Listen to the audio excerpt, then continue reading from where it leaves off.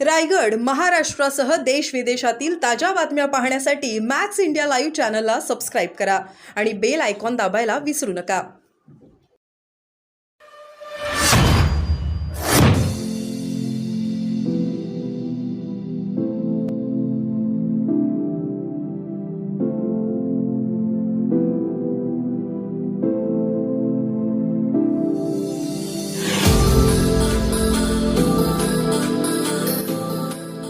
ताई साहेबांना अभिवादन केलेलं आहे. काय भावना आहे नेमकी, काय सांगाल?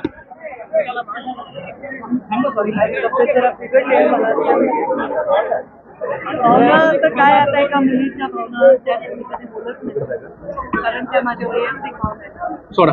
पण आज सकाळी सकाळी एक ट्विट केलं आणि एक इंस्टाग्रामवर पोस्ट केलेली आहे, तर ती त्या माझ्या मनातल्या भावना आहेत. त्या जरूर आपण पहा. माझ्या वडिलांनी केवळ माझ्यावर नाही, असंख्य लोकांवर प्रेम केलंय, असंख्य लोकांना आधार दिलाय, असंख्य लोकांच्या जीवनामध्ये बदल घडवण्यासाठी योगदान दिलंय आणि ती परंपरा चालवणं, ते कर्तव्य पूर्ण करणं, ह्याच्यासाठी मी काम करत आहे. आणि आज म्हणजे खरं तर आज खूप साधा कार्यक्रम मी जाहीर केला, पण एवढ्या संख्येने लोक आले, आमदारही आले काही, आणि मोठा कार्यक्रम झाला. हे भाग्य आहे की मुंडे साहेबांच्या झाला 11 वर्ष झाले तरी लोक इतका प्रेम मुंडे साहेबांवर करतात. 14 तारखेला मंत्रिमंडळाचा विस्तार आहे. ताईंच्या नावाची पुन्हा एकदा चर्चा आहे. तारीख झाली का डिक्लेअर? आता त्याची ऑफिशियली तारीख आम्हाला माहिती नाही आणि ऑफिशियली कोणाचं नाव आहे हेही आम्हाला माहिती नाही. हे केंद्रीय नेतृत्व ठरवेल. जेव्हा ते अनाऊन्स होईल तेव्हा तुम्हाला हे कळेल. काही राज्यात महायुतीला मोठं यश मिळालं, याच्यासाठी तुम्ही देखील मोठे परिश्रम घेतले. जवळपास 30-35 सभा तुम्ही राज्यभरात घेतल्या. त्याची दखल करून पक्ष मंत्रिमंडळात संधी मिळाला. मी परिश्रम तर 14लाही घेतलेत, 19लाही घेतलेत आणि आताही घेतलेत. म्हणजे आता तर मी मतदारसंघ माझ्याकडे नसतानाही मी घेतले आणि नक्कीच पक्षानेच सांगितलेलं काम आहे ते. मोदीजींनीच आम्हाला स्टार प्रचारक केलंय, मोदीजींनीच जबाबदारी दिली आहे. आमची तिकीटही मोदीजींकडेच फायनल होतात. सगळे कोर कमिटीचे जे डिस्कशन असतात तर आमचे प्रधानमंत्री मोदीजी, आमचे नेते अमित शहा, JP नड्डा, राज्यातील आमचे अध्यक्ष बावनकुळे, देवेंद्रजी फडणवीस, हे सगळे आणि आमचे काही कोर कमिटीचे मेंबर, हे सगळे बसूनच निर्णय घेतात. तर जेव्हा माझ्या सभा लागल्या, जेव्हा मला जे काही काम दिलं ते पक्षाने विचारांचीच दिलं असणार आहे आणि त्याची मी पूर्ती केलेली आहे.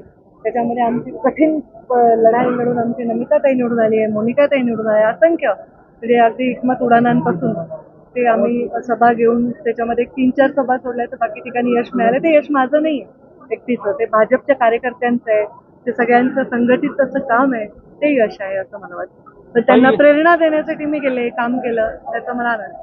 मसदूक आणि पुरळीच्या घटनेवरून राजकीय आरोप प्रत्यारोप होतात.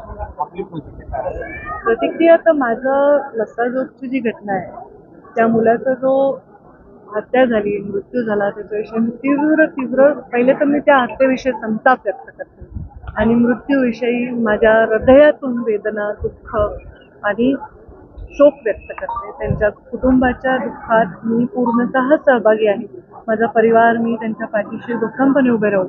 मी स्वतः मुख्यमंत्र्यांची भेट घेईन, त्यांच्याशी चर्चा करीन आणि त्यांना न्याय मिळवून देईन. मला वाटतं आरोपी पकडले पण आहेत, तर त्यांना नक्कीच न्याय मिळेल असा मला विश्वास आहे. आणि जे इथे अपहरणाची घटना घडली त्याही बाबतीमध्ये चौकशी पूर्ण करू. या सगळ्या प्रकरणानंतर राजकारण तापलेलं आहे. अनेक नेते त्या ठिकाणी जाऊन भेटी दिल्या आहेत. कसं बघता याच्याकडे? राजकारण तापलं नाही पाहिजे याची काळजी सगळ्यांनी घेतली पाहिजे. ही घटना दुर्दैवी आहे. त्या लेकराचा मृत्यू झाला, त्याच्या घरच्यांवर, त्यांच्या आईवर, परिवारावर दुःखाचा डोंगर कोसळलेला आहे आणि ते त्याच्यामध्ये दुःख याच्या पलीकडे मला तर काही दिसत नाही. आणि संताप, दुःख त्या लेकराचा जीव गेला त्याच्या परिवाराविषयी आणि संताप अशा प्रकारे का करणाऱ्या त्या दुष्ट लोकांविषयी.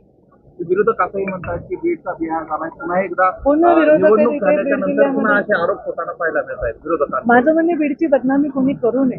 राज्यभरामध्ये घटना घडतायत, पण ह्याचं दुःख मला तेवढंच आहे. पण मला तरी वाटतं की आपल्या बीड जिल्ह्याचं चांगुलपण पण आपण बाहेर वाजवून सांगायला पाहिजे.